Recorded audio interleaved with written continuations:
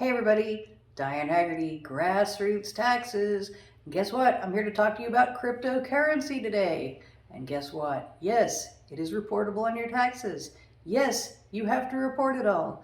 Oh no, let's talk about crypto. Okay, it is not sneaky tax-free money that the government doesn't know about. They have figured it out. They are auditing people, they have hired experts, and they will find you. They know about it, and they can figure it out.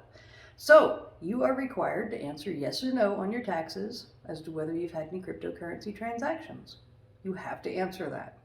Once you answer that, well, then they know you have it.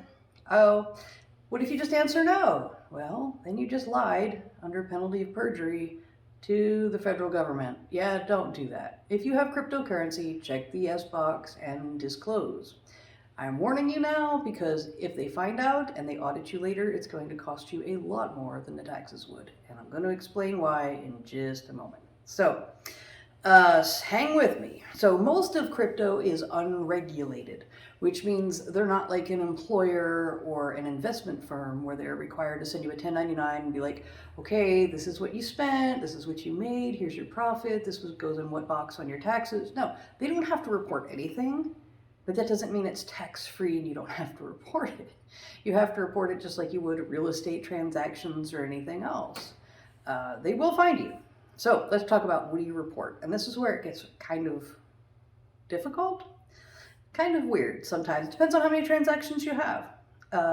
You report your gains and losses as they happen with any other piece of property. Like I said, like stocks, real estate, things like that. You have to report, every trade you have.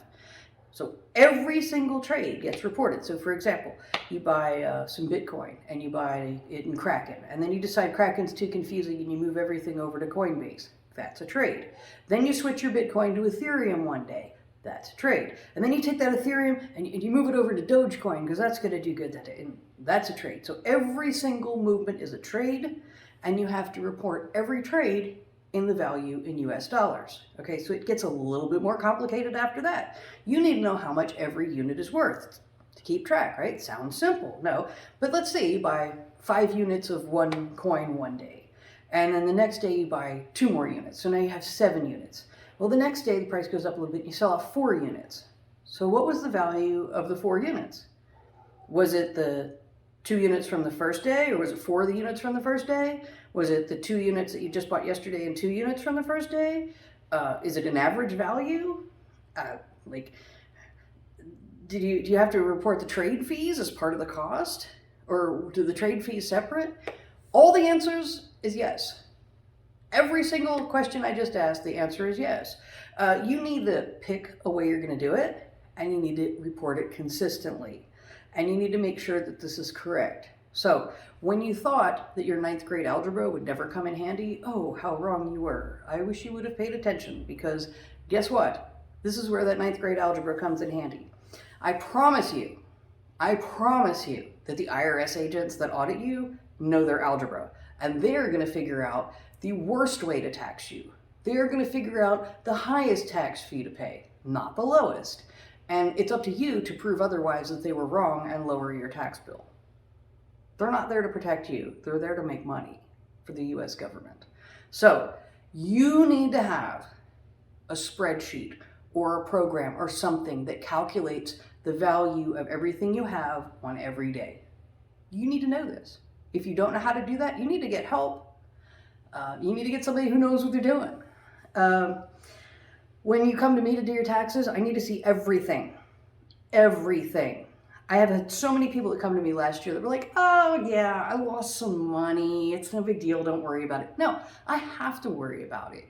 I am not going to sign off on your tax return saying that it's complete and correct when I know that you had money in crypto and didn't report it correctly.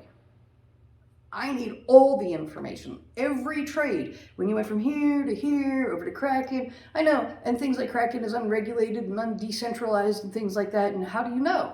Well, you need to keep track. It's your responsibility as a taxpayer to keep track of how much your stuff is worth and how much money you're making.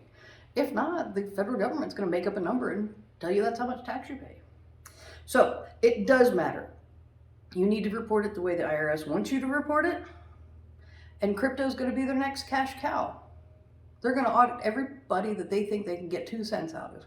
If they think they're going to make some money because you made some money, guess what? They're coming after you, and it's going to be in the next year or two. So the audit letters are coming.